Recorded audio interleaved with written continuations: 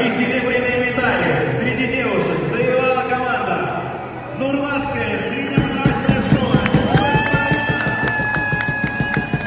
Медали вручает генеральный директор ООО «Газпром-Трансгаз Казань» Рустем Ринатович Усманов и лидер волейбольного клуба «Зенит Казань» Илья Федоров.